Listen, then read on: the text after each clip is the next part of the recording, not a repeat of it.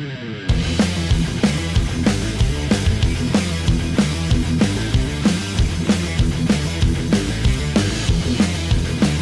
right. So today we have a roll that one of my blue belts on the left, Blaze from Hampton Jiu-Jitsu. He's won of the last few super fights locally and coming up through the ranks. So we have his roll today. So yeah, let's see what you can point out here.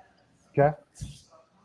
So he's kind of in a half-seated position, coming up, weaving the leg here, going to the knee cut. A great job holding off that left leg shin there to avoid connection. Pinching the leg a little bit, trying to, little kind of leg pass, not really a drag. Do a great job of like stuffing the legs in. That's a cool thing. And then switching to the leg drag, now to the ankle lock. Boom. Rotating with it, switching to the heel.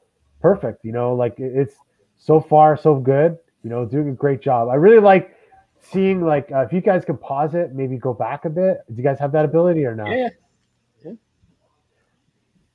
Yeah, so like if you're somewhat of a beginner and you're watching this, like one of the key elements I think, before he was, standing, go back a little bit more. Sometimes there you go. Pause right here. So it's just the fact that like he's doing something good, which is stuffing the legs and driving the person's knees into the chest a little bit. It makes the bottom person react by like weaving their legs. And a lot of times you'll see the guy on top, once he starts weaving, he'll pass the leg to the outside and sort of give himself the ability and freedom to move around the legs or leg drag, and sometimes when we roll, we just like, we think about what we should do and just like technique A, B, C, not concentrate on these little battles that are necessary as far as like, hand fighting, grip fighting, leg pummeling and stuff like that. So I really like to see that he wasn't just like jumping on the leg and, kind of aggressive. Yeah, like diving in. It's a battle of inches. Yeah, exactly. Because at the end of the day, if he's able to pass, he's able to pass, And sometimes when the person recovers, they give you the leg in doing so, which we saw there. And that's why he sat back. He tried it once, twice, sat back, grabbed the heel. The person rolled. He stuck with it.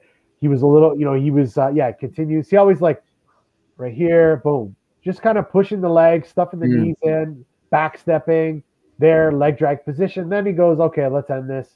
And then rolls with it very perfectly and goes back to the heel, boom, and finishes. Very sweet. Very basic detail, but something I always think about when I'm trying to break down stuff for the beginners because I feel like they're the most neglected people. None of the black belts are going to watch what I have to say and appreciate it anyway. So now he's on the bottom. He's got that little X position, heading up. Looks like going for that saddle there, which I got to admit, it's not my. Now he's inverting there. It's not my big forte. Hitting the legs, man. He's really using the dexterity and the length of his legs to his advantage here. His partner, I mean, Greg, you're probably more of a leg guy. What do you think that his partner could be doing to kind of get out of this position?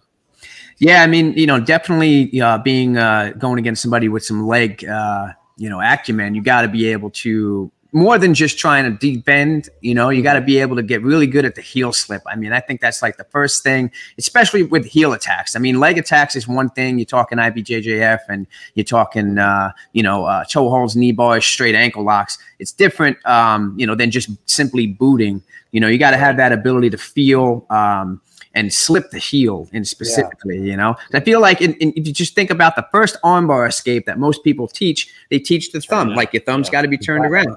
I mean, that's no different than what a leg would be doing. You can't just think that you're going to sit up and rip your leg out to escape a heel hook, just like you wouldn't just try to rip your arm out when somebody's locking in an armbar, It's a lot of, like, the escape principles are very theoretically similar in that you have to start addressing the issue before you're on step 3 and then it's too late. And I think whether it's legs or arms, the mistake that the guy in the rash guard was kind of making was when he got caught, like he just spun. He wasn't trying to push the legs, defend the legs, get his leg out. He was just trying to roll, but the other person was just kind of going with him.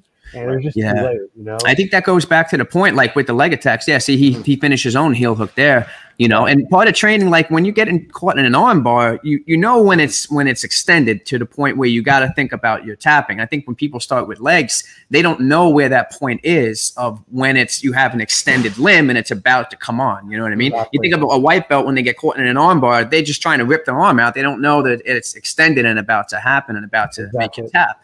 You know, so it's one of those things. And the battle really needs to come, you know, at the point of initiation and not at the end. And I think that's a big mistake that a lot of people make. Is like they try to escape at the end, and that's that's when you get injured. You have to battle it there. I remember still to this day, sorry to get unrelated, somebody asking Guy Mendez, how do you get out of the bow and arrow? And he was like, the mistake you made was, you know, letting the person get to your back. You know, that was the mistake. So we need to address that a lot more than the actual bow and arrow escape. So it's very similar in theory to what some of these leg entanglements and escapes, you know, situations, or even the arm. You know, it's dealing with the situation at its core at the initiation, as opposed to step 3 when it's you know, it's like 50-50 whether you're going to be able to utilize maybe some of your physical attributes to defend a little bit. Like we saw with like Jonathan Alves, he was able to defend Taza's heel hook just because that was amazing.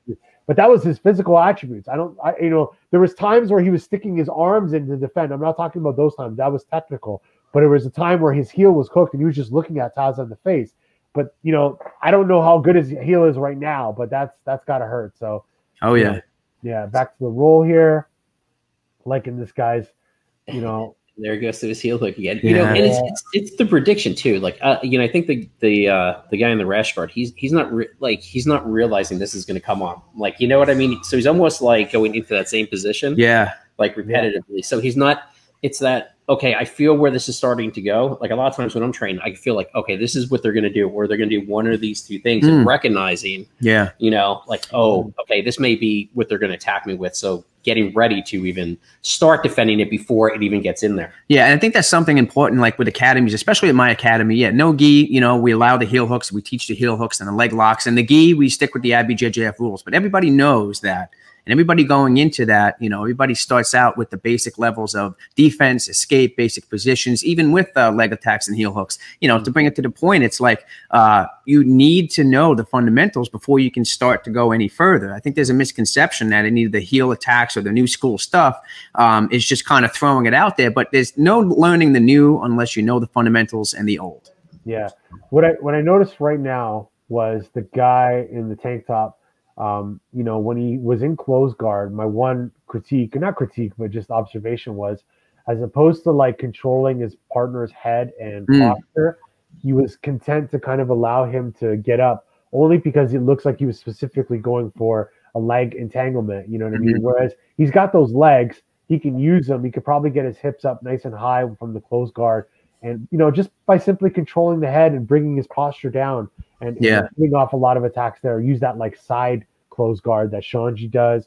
You know, sometimes when you open up, as you saw, he allowed his partner to make space. His partner got up and then attacked his leg just because of his angling there. Even though he was initiating with like, it looked like almost like an X guard. So I forgot what he did there, but he initiated by opening up, but then he left his legs and he I can't remember if he got submitted, but the other guy was attacking it. So you leave it in danger. So avoids that problem by, you know, pulling the head down, getting out to the side, looking for maybe those 2-on-1 arm drags to the side. It's old school, but it's very functional, especially no-gi, because you want to have control. And since he was in that position, that's why I'm saying that.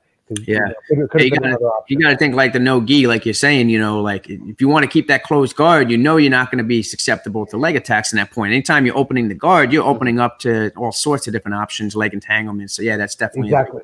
I mean, closed guard it's not 1998 anymore where people are doing armbar from closed guard no-gi. It just doesn't happen anymore. Now it's 2-on-1s to the outside back. It's you know, tangling that arm, you know, like it's just different. It's just a different game now, you know. So otherwise you're opening up because you want to let the game flow a little bit, but then you're, you know, more susceptible to getting attacked on you.